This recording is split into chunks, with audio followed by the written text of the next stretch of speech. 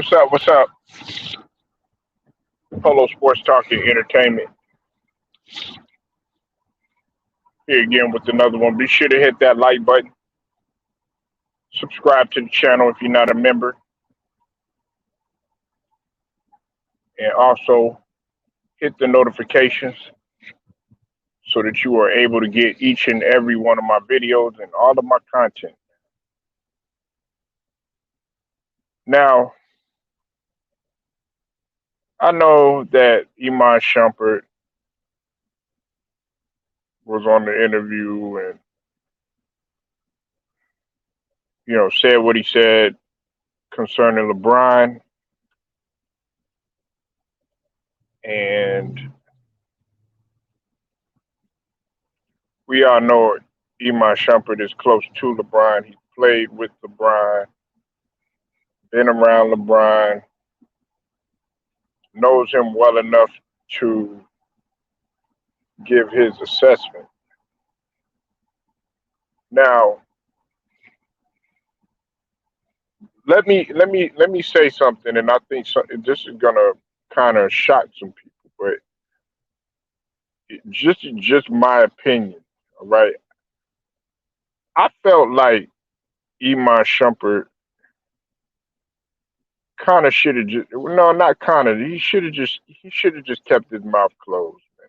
You know, um, I could see if it was a situation where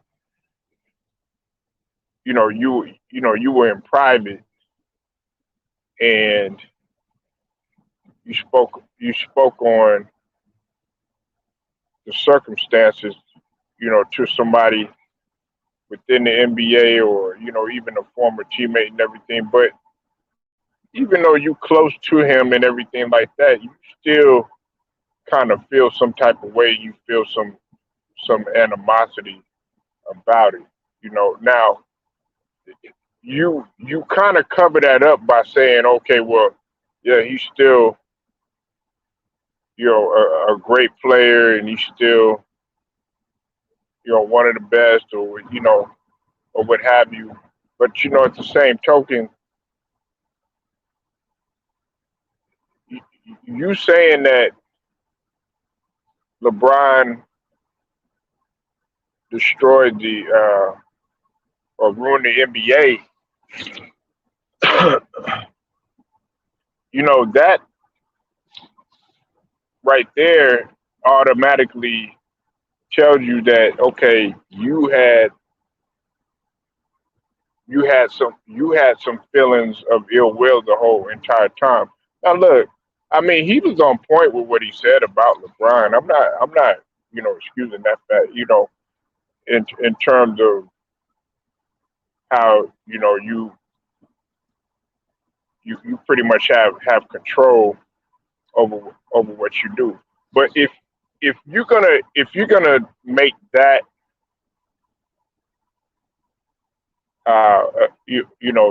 that statement about LeBron, then we got to be fair when you talk about other sports. So you understand what I'm saying? Because this is the thing: when you get at the top, you do have a lot of control, and many athletes in many other sports they feel the same way that Iman Shumpert does feel that he feels. Like for instance, when it comes to boxing, when right now the head honcho right now is Canelo Alvarez. Okay, it's Canelo Alvarez, hands down, whatever, however you want to put it, whether you love it or hate it. But there was a point in time when it was Mayweather.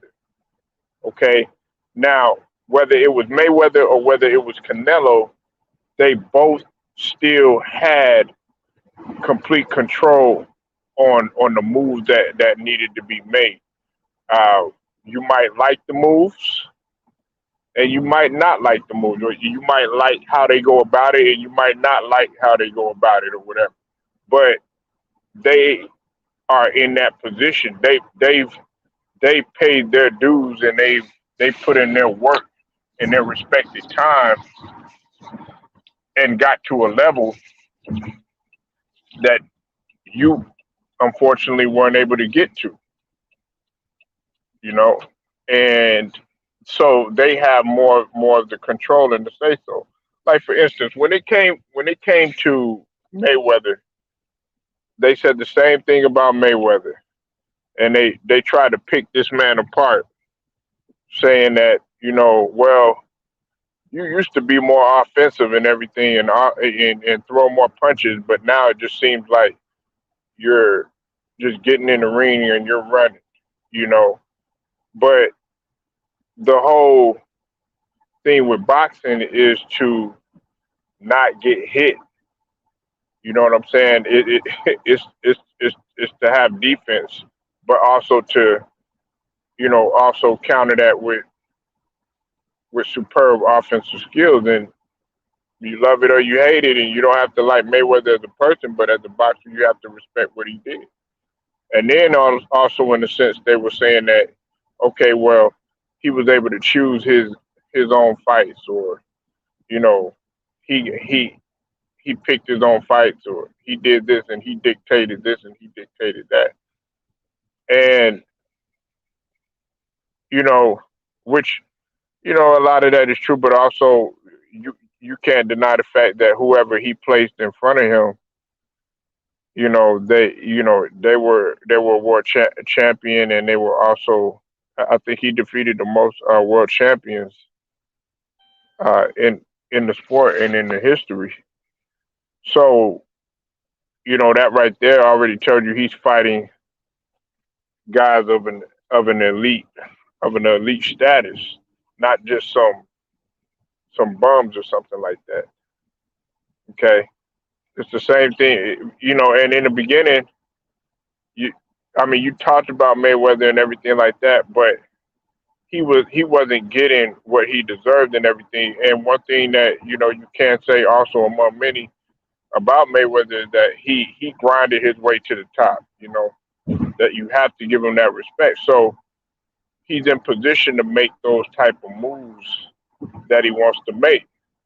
It's the same thing with Canelo. Now that Canelo's in that position, he can dictate the chessboard however he wants to.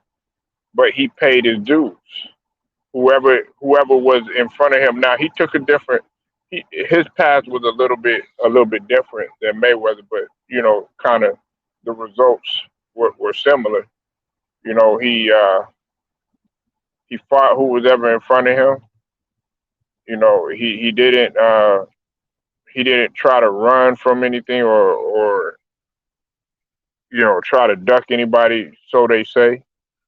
And nevertheless, in the beginning, they never even said anything about Canelo. But once he was able to get at the top, and that was after the Mayweather fight. After the Mayweather fight, he was able to regather himself and bounce back and become the best and become the face of boxing. So you have to respect that. But in the beginning, they really didn't talk about him that much. I have followed him ever since the Sugar Shane fight, but that's neither here nor there. And then you have you know LeBron James, who came in. He came in, man, not knowing the ropes about the NBA. You know what I'm saying? He came in with the idea that the NBA was going to be one way, but then when he decided to go ahead and do what he did in terms of going to Miami and everything like that, I think that's when he started to say, okay, hey, look, I got to have another mentality, and I need to do whatever is necessary to win, even if it means being a little cutthroat sometimes. Jordan did the same thing, not in terms of uh, switch, going to, join forces and none of that. Not in that sense. But Jordan was still a cutthroat individual too. If he didn't like the way that you was playing or something like that, shoot, of course he's gonna say, okay, hey, look, we need to do something about uh, this guy or something like that. He'll either tell you a couple of times, he'll do his leadership way or something like that, and then if you don't get it by the time he wants you to get it or whatever, then shit, you're gonna bounce. And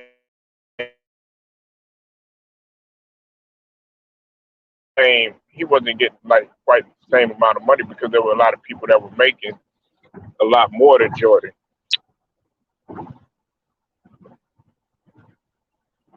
You say I agree, but exactly need to make trades now. Agree, but I exactly need him.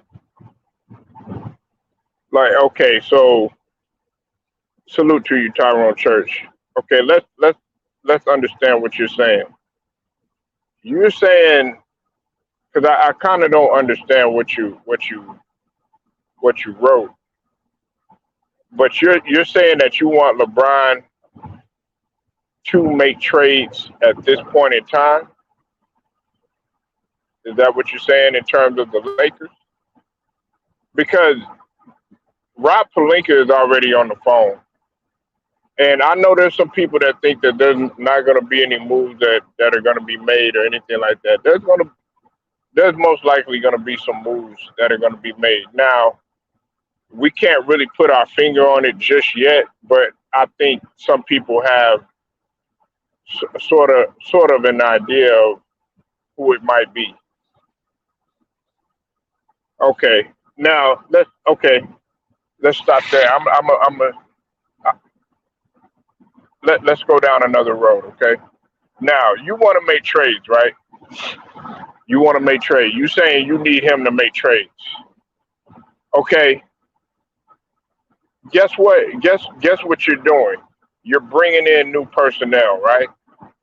So, in essence, you're still gonna have to develop chemistry with uh, those new guys that you bring in, regardless if they're superstars or not. And then this is another thing too. They're gonna have to alter their game regardless because LeBron is the head honcho there. And LeBron has been playing well, at least offensively. Now defensively, he's made somewhat of an effort, but it's still not. Nobody has done like that superb of a job defensively because they're ranked 26 right now. So what I'm saying to you is that okay, you can trade all these pieces and you can try to get rid of this person, whether it's AD or whether it's Russ or, you know, Melo, anybody or, uh, Rondo or THT and all these other guys, or even Bazemore or somebody like that. Okay, you're bringing those guys in, and then guess what? You still got to get acclimated. You still got to learn the system. They still have to adapt to Coach Vogel. And people think that just because they make moves, automatically the Lakers are just gonna shoot right up. And that's not how it works. What's up? Okay, what's up with it, Celtics Nation? I see you in the building, bro. Okay, okay. Now you said you agree, but I want younger and healthier players. Now I agree with you there, but you still have to develop chemistry. You still have to develop chemistry. Think about it. The reason why Phoenix is winning is why? Because, like you said, that point right there, what you said, they're young. You know what I'm saying? They're durable to a certain degree. They've had their ups and downs or whatever, but for the most part, they've been durable. But more importantly, guess what they have that the Lakers do not? They have cohesiveness, and they have chemistry. and they've been in the trenches with one another. Yes, okay. AD and LeBron, they've been in the trenches together, and Rondo, and Dwight Howard and all of them, they've been in the trenches together way back when. But they've all went to other places, and they got to get reacclimated with everybody, and everybody's a little bit older. That's not the same Rondo. That's we're not talking about a Melo.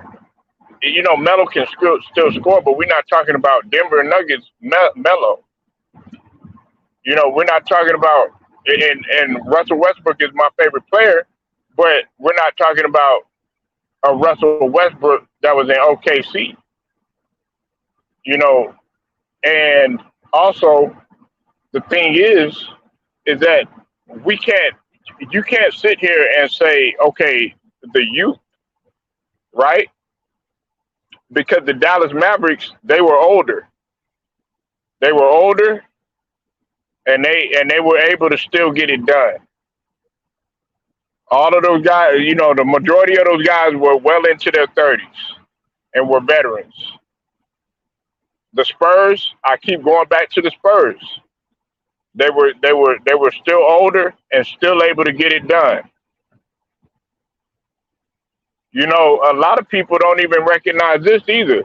The Houston Rockets back in the days, they weren't all that, young like how people think that they were. Hakeem was aging by then, but guess what? He was still able to get it done.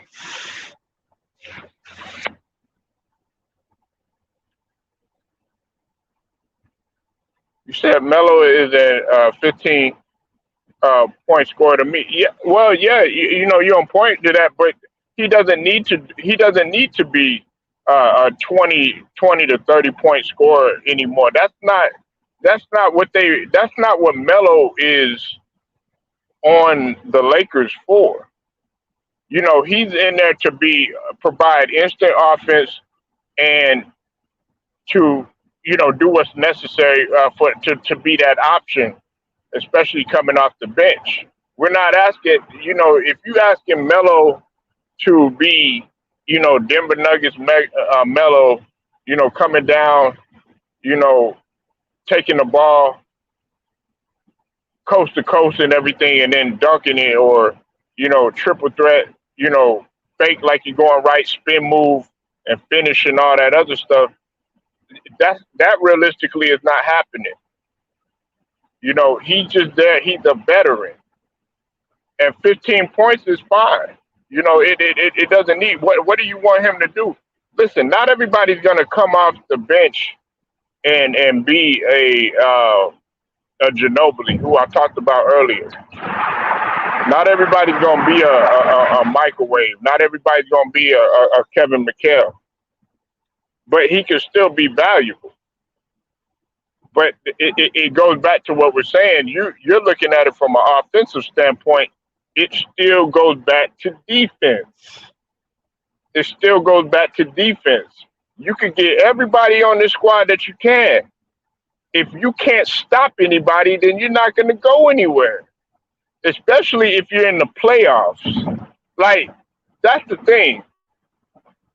Y'all are worried about, oh yeah, you got to score, got to score, got to score. You trying to keep up. Look, we know that the Lakers can score. They've been up by 20 something points on multiple teams, and guess what? They ended up losing the lead. You know why?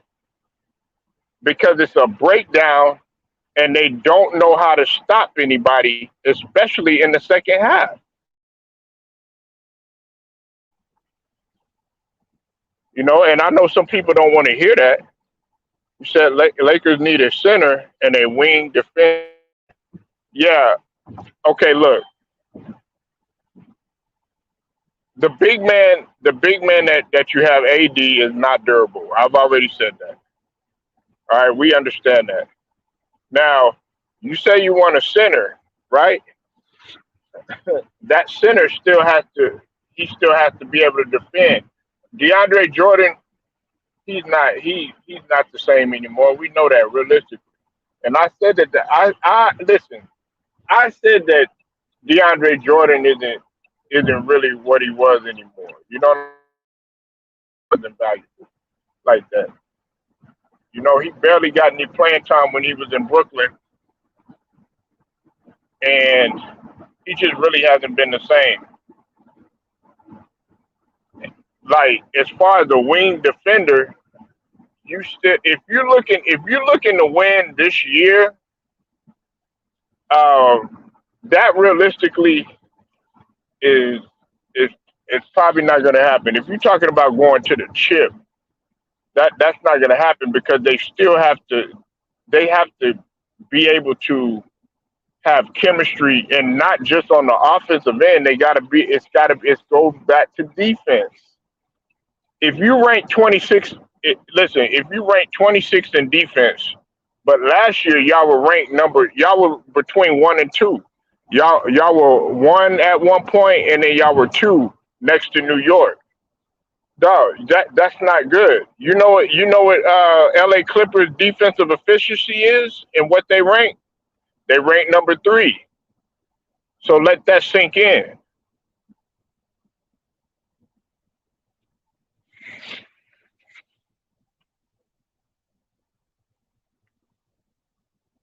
We you gotta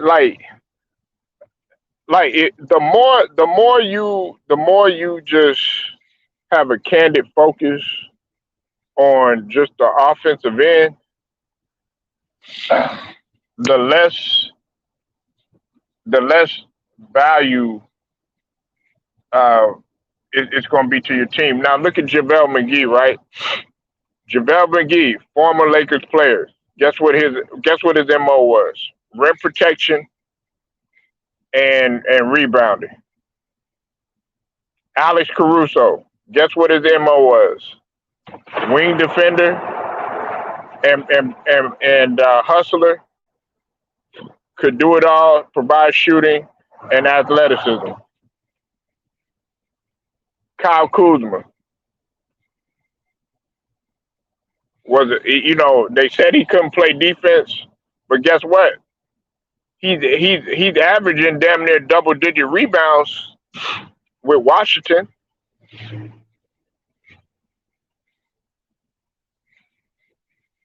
So we got to understand that.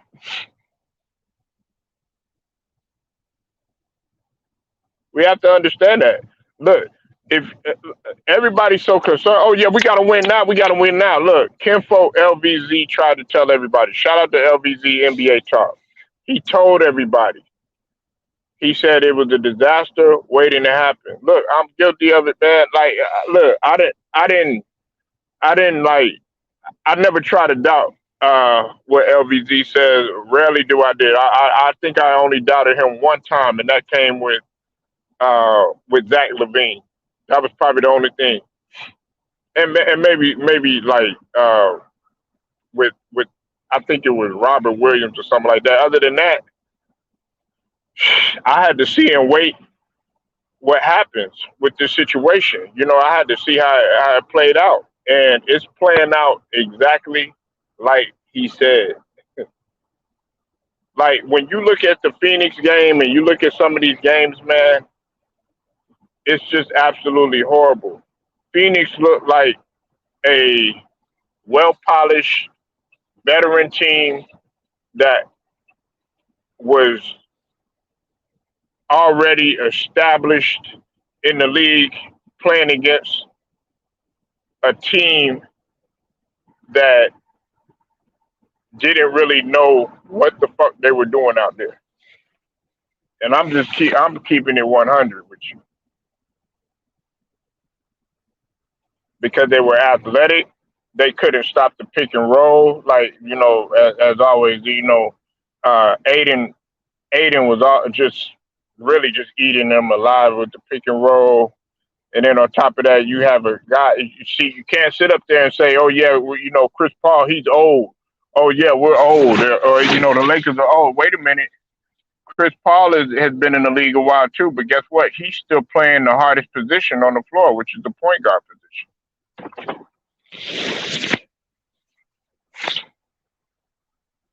So we gotta put things in the proper perspective.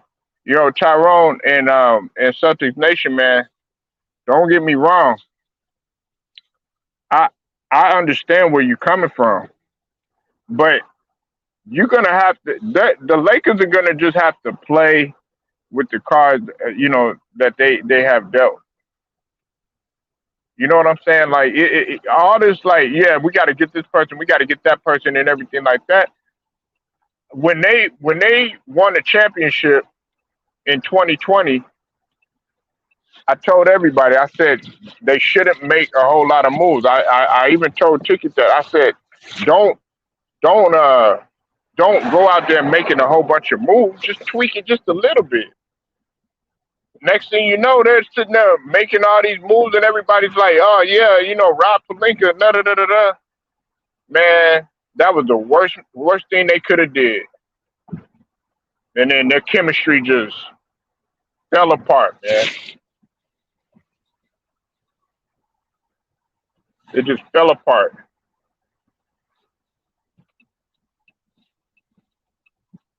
Yeah, he's gonna have to show leadership, and he's gonna have to do it. Look, he's been heavily criticized about his leadership and what he's not doing and everything.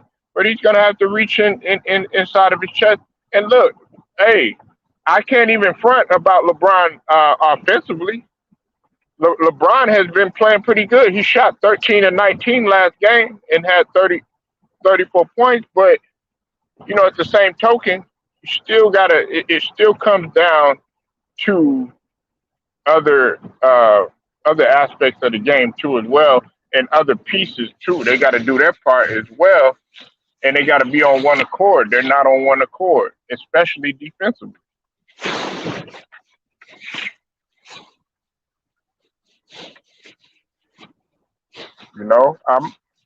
I'm not going to sit here and lie and say that LeBron's playing like trash or anything like that. That's not the case.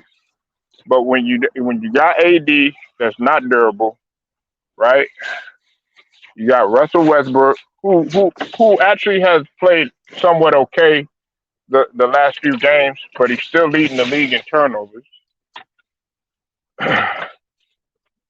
And then on top of that, you sign a guy like uh, Isaiah Thomas there that is not up to speed with the NBA now. Yeah, he put up all these points in the G League and in the Pro Am, but we're talking about we're talking about the cream of the crop here. We're not talking about the G League or any other league. We're talking about the NBA, playing against the second place team that went up against the Bucks team in the finals, that pretty much already have their pieces.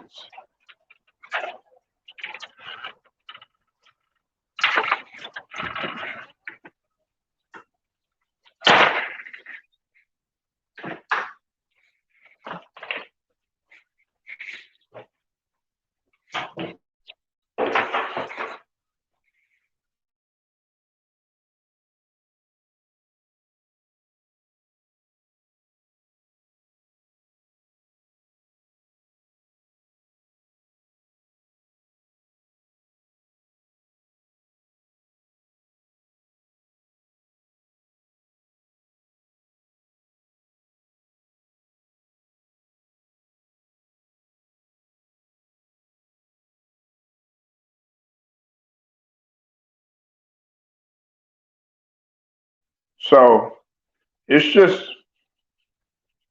a lot of people they expect for the trade to happen, and then when the trades take place, then they want to sit up there and expect magic to happen right away. And that's just not going to happen. And we're not talking about a LeBron that's what you see in that picture right now. He is getting older. Yeah, is he still valuable at his age? Yeah, he's still valuable, but he needs. Listen, right now the concern is honestly for the Lakers is probably just moving on into the future. I understand that they're trying to win now, but realistically, man, I know they're on the phone. Like, look, Ben Simmons coming out there would Ben Simmons be a great addition? It, he'll be a great addition in terms of defending, right? But when it comes to shooting, you can't rely on him. Matter of fact, let's take it a step further. When it comes to his attitude, you can't rely on him. Because he's going to get sensitive, and if he thinks that the media is harsh over there in Philly, and the standards and the stakes are high in Philly, man, do you realize where you're going in LA? They expect you to bring it every single night. So that right there is already going to kind of have a mental. It's going to play on his psyche a little bit. You know what I'm saying? We got to understand human psychology. I don't think a lot of people understand that. Then also, you can't rely on him in the fourth quarter. Yeah, he can handle the rock, and he's talented and everything like that. But you still gotta. They're gonna need him to have some sort of offensive repertoire. And they're gonna need to count on him. And so, while it's great for defense and while it's great for ball handling and facilitating and stuff like that, at the same token, what if something happens? What if a situation plays out where they actually need Ben on the floor? And also, it's an attitude thing too because he's gonna have to take a step back when he gets there, whether he like it or not, in terms of LeBron. Our durability ain't gonna be a question with Ben Simmons. He's way, way, way more durable than AD would ever be. And I wish people would stop saying, "Okay, yeah, I would rather trade Russ than trade AD." Well, right now, if you trade Russ, you, guess what? AD's not gonna be on the floor because he's still trying to heal, and then you never know, he might end up turning around and having another injury. Whereas, okay, with every player, you're going to have some negative factors. You're going to have some cons. You're going to have your pros and you're going to have your cons. With Westbrook, look, y'all got me calling him Westbrook, and that's my favorite player. with Westbrook, with Westbrook, uh, you have his energy. He's competitive. He's an alpha and everything. But with the cons, it's just sometimes he's still reckless at times and stuff. Not as much as he was earlier in his career, but he still makes quite a few mistakes and everything. But the other pro is that he's durable and he's going to stay on the floor, unlike AD and some of those other guys. Has Russell Westbrook been hurt this year? I'll wait. But everybody else has been. I mean, everybody else has had their little nickname. Even LeBron. LeBron has had a nickname. His injury. He's had to sit out. You got to take that into consideration. I would rather have a guy on the floor um, than to not have him on the floor. Now, do I want him? Do I want him? Messing up and all that? No, absolutely not. But at the same token, you never know what could play out. He's still whether you like it or not, Westbrook is still a superstar in this league. Whether you like it or not. I know some people don't like it and they want to use him as the human punching bag. They want to use him as the human doormat. But really, he's not the sole problem.